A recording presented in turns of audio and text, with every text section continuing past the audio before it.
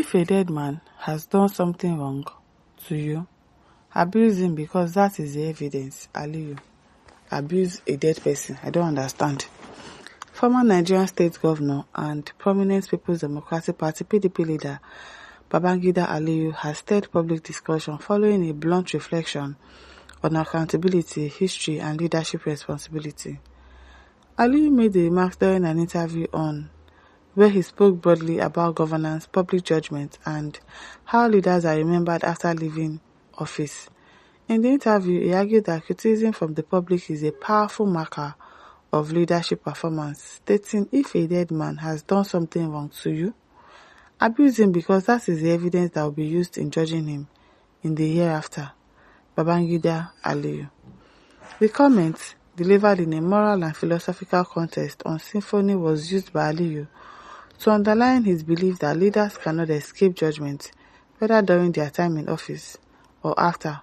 According to him, public anger and criticism are not empty expressions but reflections of lived experiences under particular administrations. Aliyu emphasized that leadership is ultimately assessed by its impact on daily lives of citizens rather than titles, slogans, or physical monuments. He noted that history often remembers pain or relief more vividly than infrastructure projects, stressing that leaders who fail to serve the people will face lasting condemnations. Speaking further on Symphony TV, the former governor linked his remarks to Nigeria's broader political journey, saying the country's democratic experience shows that citizens do not easily forget periods of hardship or misrule. How can they forget? He maintained that public criticism of past leaders is evidence that governance outcomes matters deeply to ordinary Nigerians. Aliyu also urged current and aspiring leaders to embrace accountability, humility, and service, warning that power is temporary, but the consequence of decisions taken in office can endure for generations.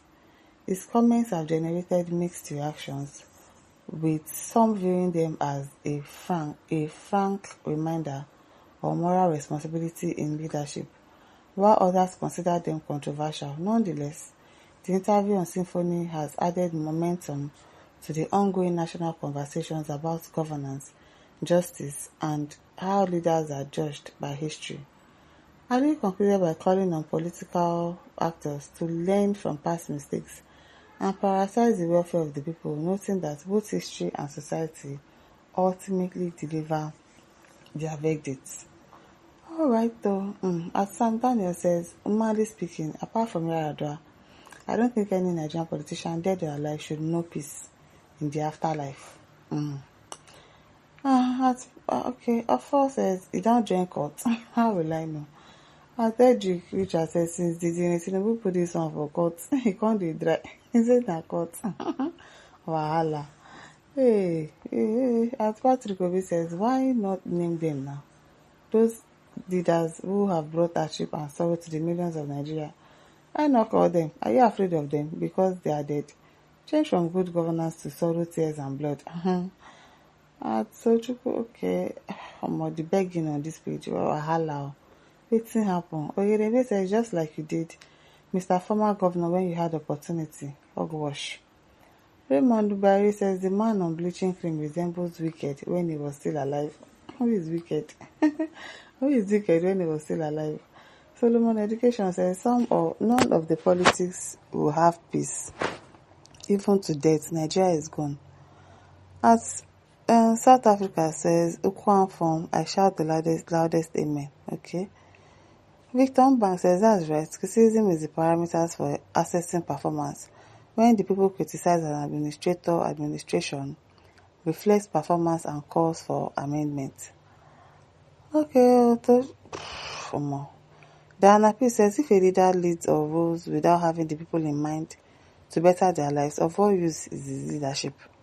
The people comes first before any other thing. You are right, Your Excellency, that history will not forget a good leader and a bad leader. Yes, so what joy will that be for a man's name to be mentioned, whether living or dead, and the people shout in disapproval, or the leader's name is mentioned and they clap with joy? Which is better?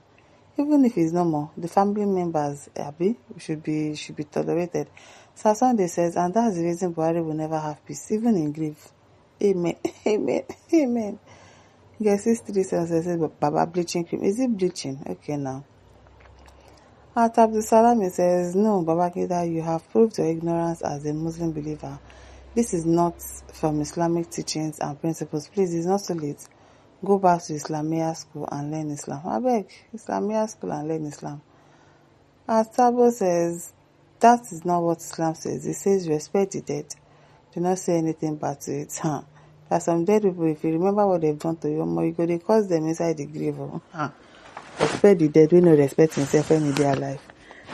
It is well, Jerry. As Sayano says, any proof must you abuse him.